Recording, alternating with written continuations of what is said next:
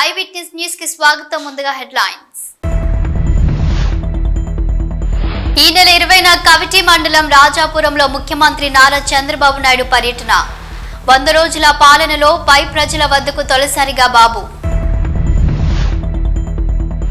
తప్పు చేస్తే శిక్ష తప్పదు. గత ప్రభుత్వంలో జరిగిన తప్పులను వెలికి తీసే పనిలో ఉన్నాం నారా చంద్రబాబు.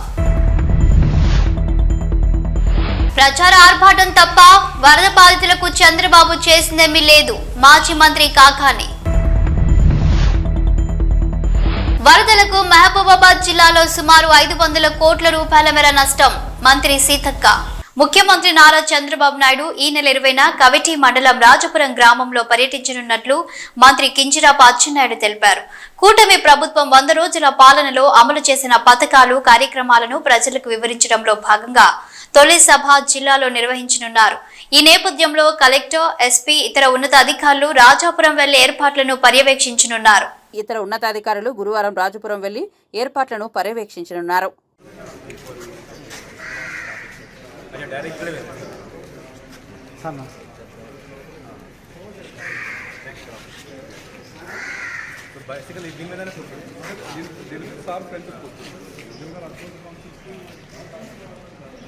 విజయవాడ పిఠాపురం విపత్తులకు సంబంధించి చంద్రబాబు దారుణంగా వైఫల్యం చెందాడని విమర్శించారు మాజీ మంత్రి కాకాని గోవర్ధన్ రెడ్డి.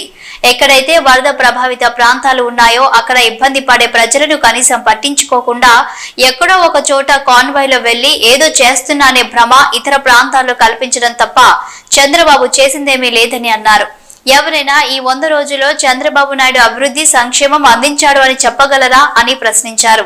చంద్రబాబు, నీకు సిగ్గులేదు కాబట్టి బుక్లెట్ ప్రచురించి గొప్పలు చెప్పుకుంటున్నావని విమర్శించారు గోవర్ధన్ రెడ్డి. విజయవాడ పిఠాపురానికి సంబంధించినటువంటి విపత్తుకు సంబంధించి వస్తే చంద్రబాబు నాయుడు అనుభవం ఎంత దారుణంగా ఫెయిల్ అయ్యాడు, ఎంత ఘోరంగా చంద్రబాబు నాయుడు పరిస్థితి తయారైందనేటువంటిది ప్రత్యేకంగా చెప్పాల్సినటువంటి పని లేదు.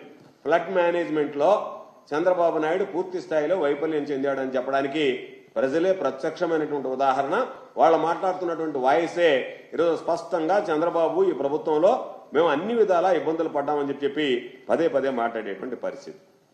3,50,000 మంది విజయవాడకు సంబంధించి వరద తాకిడికి ఇబ్బంది పడితే సహాయ కార్యక్రమాలు ఎంత దారుణంగా చంద్రబాబు నాయుడు చేపట్టాడనేటువంటిది మనం చూసాం.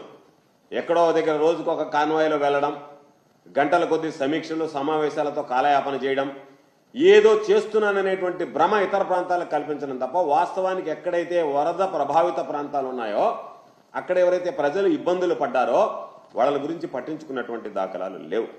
జనం పాపం అన్నం లేక, నీళ్లు లేక, వాళ్ళని పాపం ఎక్కడైనా సురక్షితమైనటువంటి ప్రాంతాలకు తరలించేందుకు బోట్ సౌకర్యం కూడా లేక ఎన్ని రకాలైనటువంటి ఇబ్బందులు పడ్డాడో, నరక యాతన అనుభవించారు.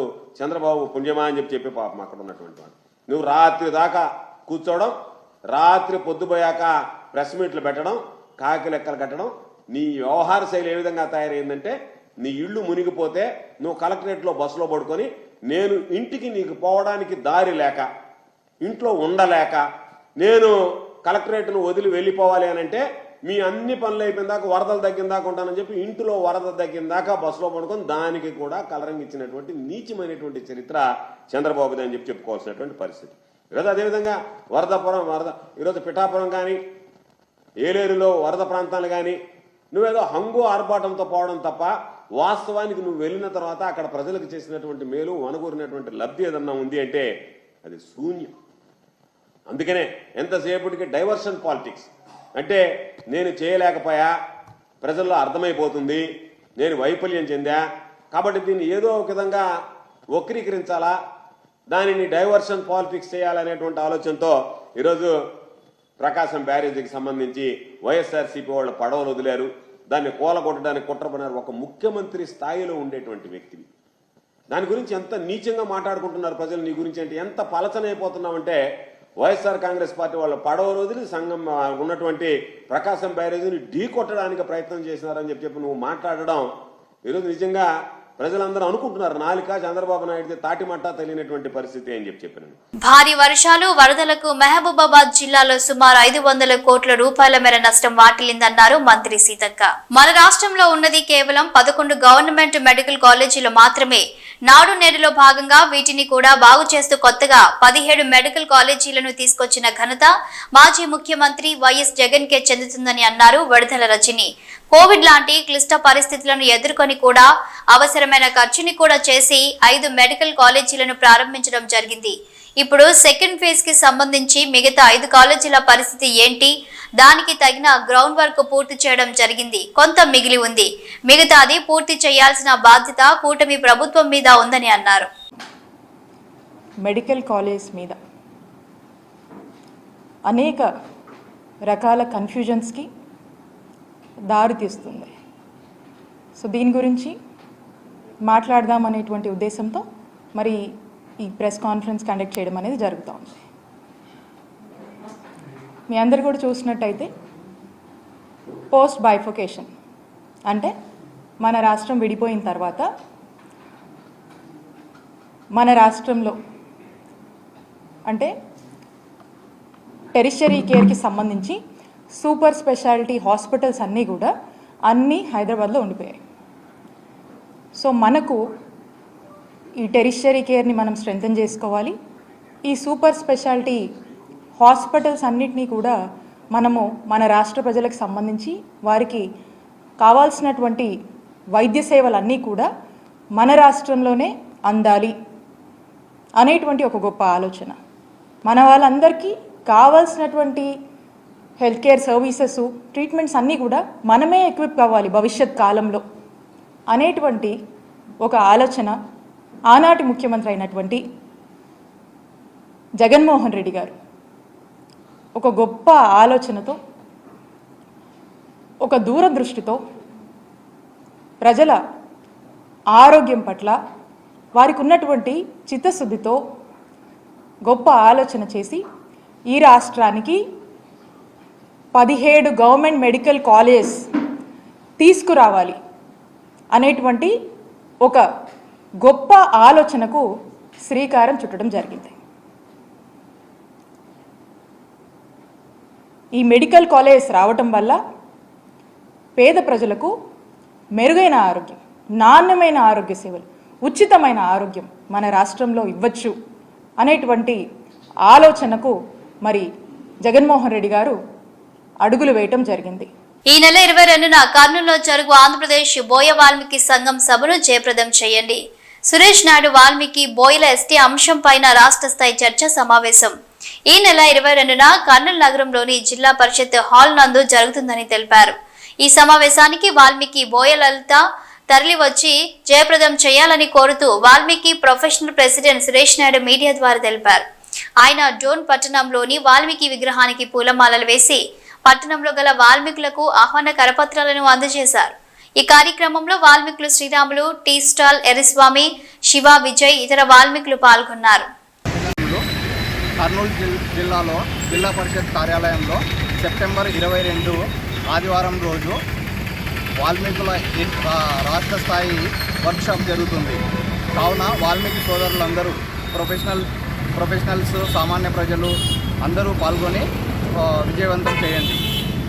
నేను సురేష్, ఆంధ్రప్రదేశ్ వాల్మీకి బోయ సంఘం ప్రొఫెషనల్ వింగ్ ప్రెసిడెంట్, ఉమ్మడి కర్నూలు జిల్లా.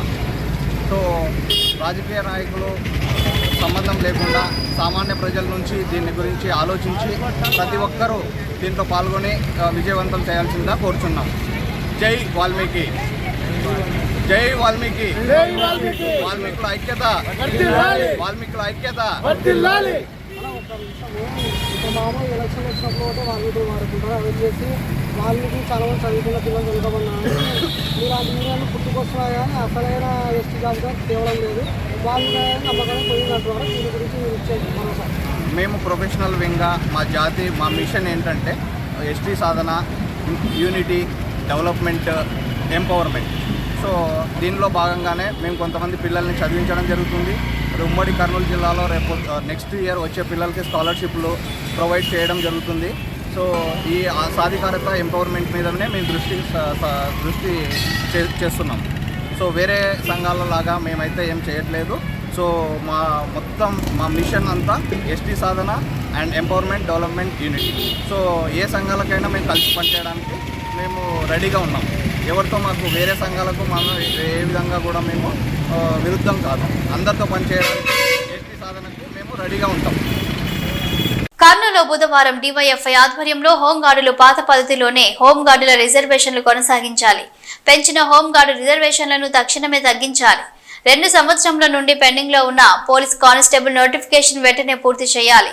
సుప్రీం కోర్టులో వేసిన హోంగార్డు రిజర్వేషన్ కు సంబంధించిన కేసును తక్షణమే పరిష్కరించాలని ఆందోళన చేస్తూ ర్యాలీ నిర్వహించి కలెక్టరేట్ దగ్గర మోకాలపై కూర్చొని నినాదం చేశారు.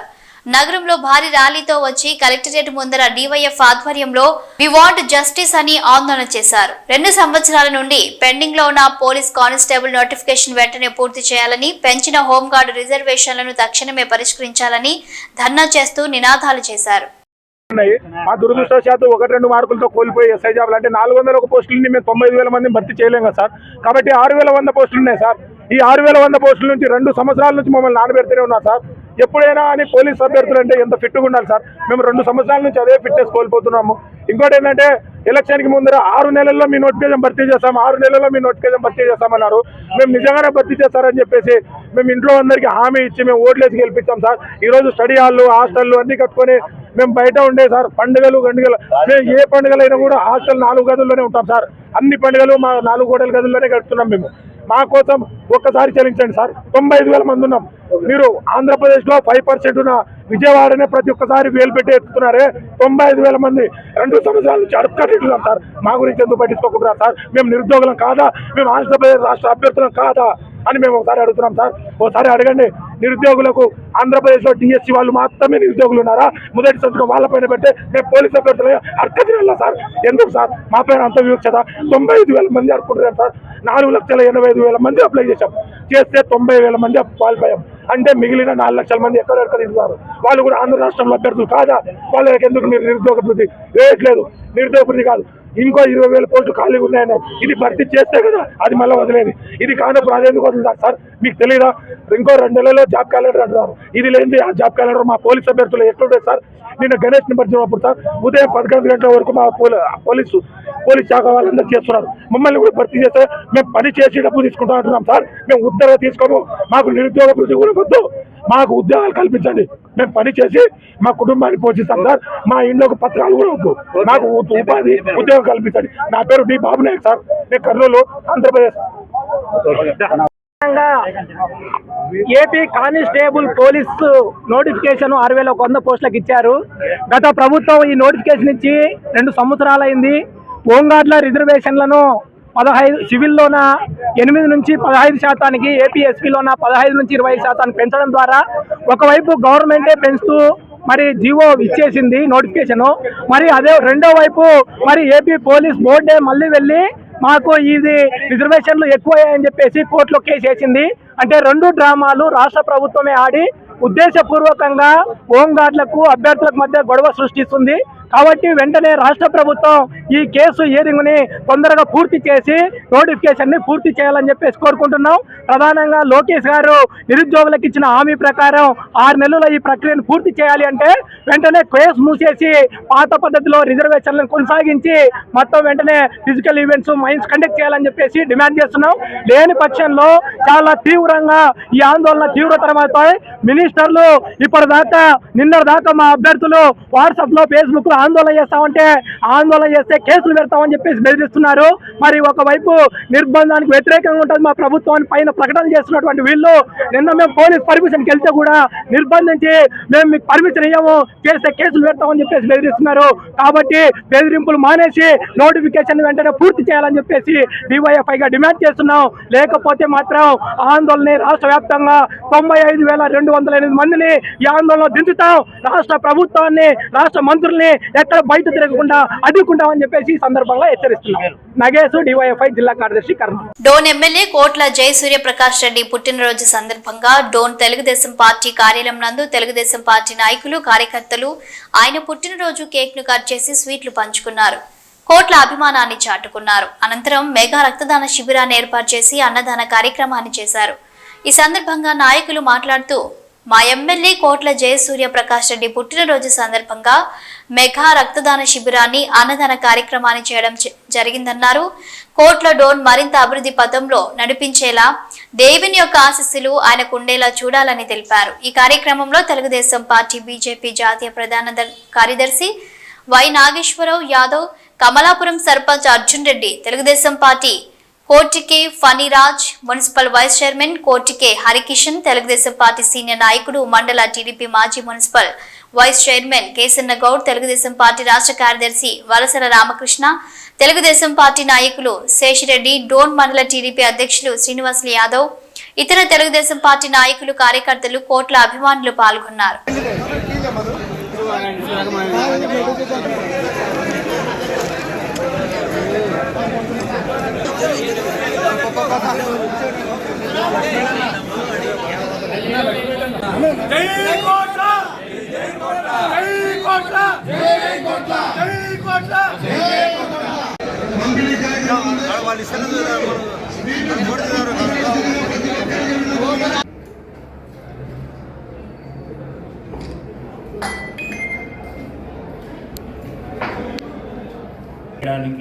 మరి అట్లాగే ఏదైతే ఉచిత ఇసుక పథకాన్ని కూడా ప్రవేశపెట్టడం జరిగింది. మద్యం మీద కూడా ఒక మంచి పేద ప్రజలకు ఉపయోగపడేలాగా ఒక మంచి పాలసీని కూడా తీసుకొని రావడం జరిగింది.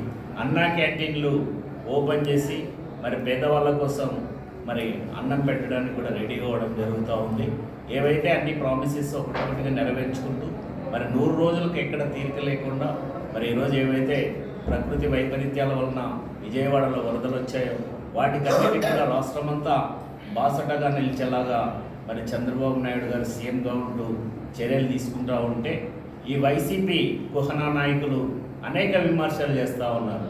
వాళ్ళ యొక్క పరిపాలనలో ఉన్న అన్ని రకాల డెవలప్మెంట్స్ని ఆపేసి మరి ఈరోజు ఈ వరదకు కారణమైన అక్కడ ఉన్న ఇరిగేషన్ ప్రాజెక్ట్స్కి ₹1 నిధులు ఇవ్వకుండా మరి పరిస్థితిని అంతా తారుమారు చేసి ఈరోజు విజయవాడ అందుతూ ఉంది. వాటిని వదిలేసి వీళ్ళు వరదలు వచ్చాయి, మరి వీళ్ళ వల్లనే వచ్చాయి, వీళ్ళు ఆదుకోలేకపోయారు అని ఆయన బురదలో దిగకుండా కూడా మాట్లాడే ఒక రాజకీయ నాయకుడిని, ఒక సాక్షి పేపర్ని అడ్డం పెట్టుకొని అనేక కథనాలని మరి మా మీద రాయడానికి వీళ్ళకి సిగ్గుంది అని సూటిగా అడుగుతూ ఉన్నాం. అడ్మినిస్ట్రేషన్ అంటే ఏంటి, ప్రభుత్వం అంటే ఏంటి, ముఖ్యమంత్రి అంటే ఏంటి, డెవలప్మెంట్ అంటే ఏంటి అని చూపించిన నాయకుడు చంద్రబాబు నాయుడు గారు. తెలుగుదేశం పార్టీ మరి దగ్గర ఉండి ఒళ్ళు దగ్గర పెట్టుకొని మాట్లాడమని వైసీపీ నాయకులను హెచ్చరిస్తూ మరి ఈరోజు పెద్దలు చెప్పేసి సభాముఖంగా మీకు తెలియజేస్తాను.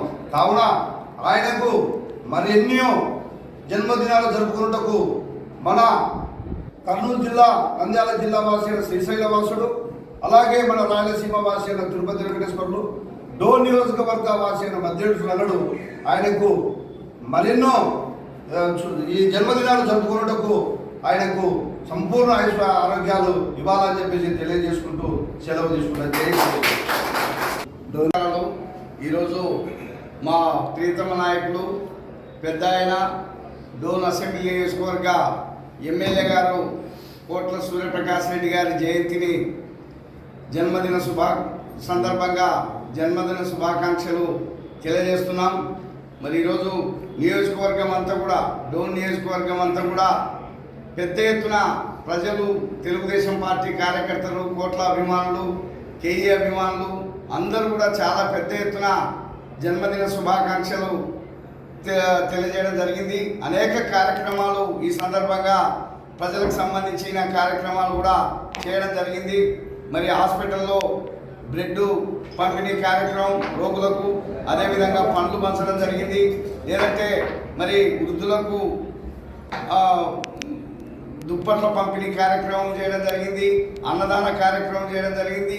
దాంతోపాటుగానే మరి ప్రాణాన్ని నిలబెట్టే రక్తదాన కార్యక్రమాన్ని కూడా ఈరోజు డోను పార్టీ ఆఫీస్లో పెద్ద ఎత్తున తెలుగుదేశం పార్టీ కార్యకర్తలు, యువ కార్యకర్తలు చేయడం జరిగింది. దాదాపు 100 మంది రక్తదానం కూడా చేయడం జరిగింది. మరి ఇది నిజంగా డోన్ నియోజకవర్గ ప్రజల అదృష్టం. ముందుకు రండి. మహిళా